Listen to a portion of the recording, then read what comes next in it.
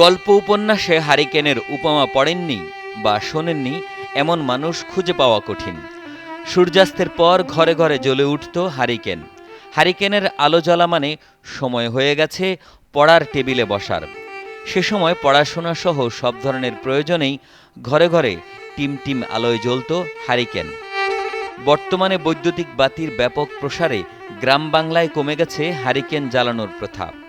বিদ্যুৎ চলে গেলে বিভিন্ন ধরনের চার্জার বাতির ব্যবহারে হারিকেনের তেমন একটা প্রয়োজন হয় না। তাই হারিয়ে যাচ্ছে ঐতিহ্যবাহী হারিকেন। ব্যতিক্রম দেখা যায় উপকূলীয় জনপদ বরগুনা জেলায়। এখানে কুপির পাশাপাশি হারিকেনের প্রচলনও রয়েছে। আমাদের প্রতি ঘরে ঘরেই ছিল, এখন হ্যারিকেন কালের চক্রে সবই হারিয়ে গেছে।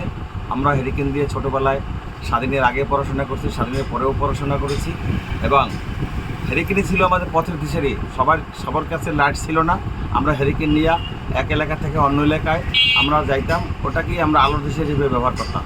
এখন বর্তমানে হ্যারিকেনের আলো নাই, এখনও হয়তো দুই একটা বাড়িতে হ্যারিকেন দেখা যায় বা তারা ব্যবহার করে, কিন্তু কালের বিবর্তনে এখন সব কিছু হারিয়ে গেছে। পুরানো ঐতিহ্য আমাদের কোনো কিছুই নাই। হ্যারিকেন আমরা যদি এখন আমরা পাই তাহলে এখন আমরা ব্যবহার করতে রাজি আছি বা করব। হারিকেন মেরামত করতে উপজেলার বিভিন্ন হাট বাজারে মিস্ত্রি বসতেন।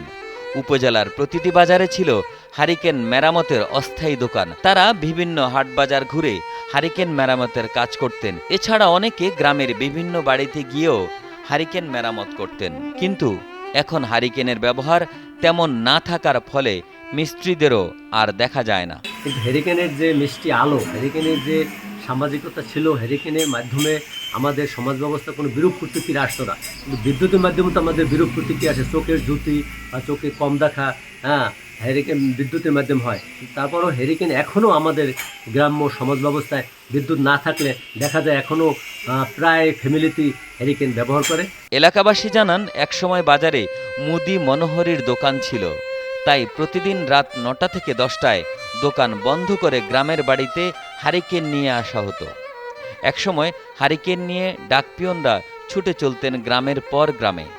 বৃদ্ধ থেকে শুরু করে সবাই রাতের বেলায় হারিকেন নিয়ে বের হতেন। পাহারাদার ছিল, সেই পাহারাদারগুলো আমরা দেখছি সেই প্রাচীন আমল থেকে, আজ থেকে 10-15 বছর আগে পাহারাদার হিসেবে একটা হ্যারিকেন সে একটা ব্যবহার করতো। আর হ্যারিকেন তার সাথে একটা বাঁশের লাঠি দেখলে আমরা মনে করতাম যে এই পাহারাদার আসছে। এবং গ্রামের লেখাপড়ার ব্যাপারে প্রত্যেকটা ফ্যামিলিতে লেখাপড়ার ব্যাপারে 2-4টি হ্যারিকেন থাকতো, যে হ্যারিকেন সেই মিষ্টি আলোতে আমাদের ছোট ভাই বোনেরা বা আমাদের সন্তানেরা লেখাপড়া করতো। হারিকেনের আলো গৃহস্থালির পাশাপাশি ব্যবহার হতো বিভিন্ন গ্রাম্য যানবাহনেও। খালে বা নদীতে নৌকার মাঝিরা রাতের বেলায় ব্যবহার করতেন হারিকেন। রাতে কোনো প্রয়োজনে গ্রামের কারো বাড়ি থেকে অন্য কারো বাড়ি যেতে হলে হারিকেন নিয়ে যেতেন।